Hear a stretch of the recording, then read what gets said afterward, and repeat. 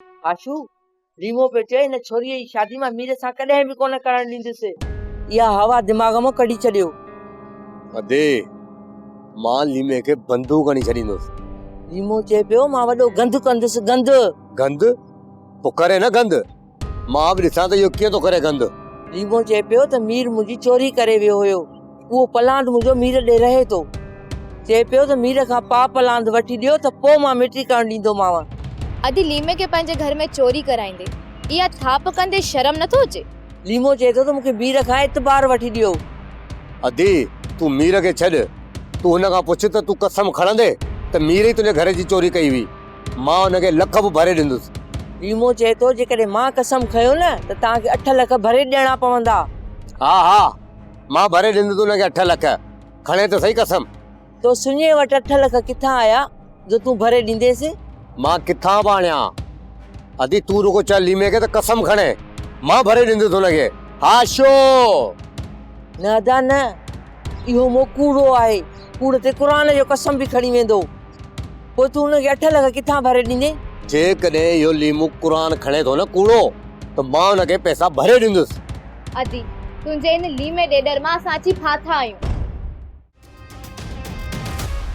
अदियो लीमे जो एक्सीडेंट थी वियो आहे। छा लीमे जो एक्सीडेंट थियो? मोह बचंदो या थी वियो पूरो? टंगू बाहूं बिल्कुलु भॼी पयूं अथसि।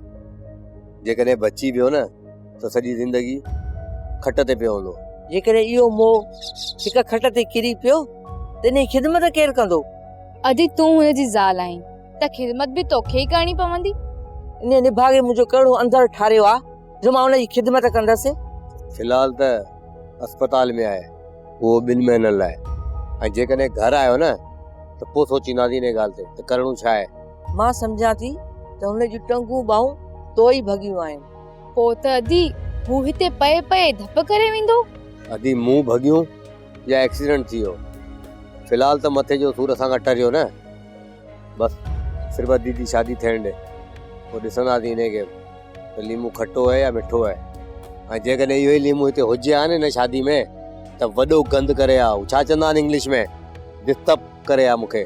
पोइ पक सां अदा हुनखे अस्पताल भेड़ो तो ही कयो आहे। ईअं ई सम्झ त मां ई हुनखे अस्पताल में सुम्हारे आयो आहियां। हाणे जेसीं ताईं तव्हांजी शादी कोन थींदी न तेसीं ताईं उहो घर कोन ईंदो। हा शू मीर मञींदो?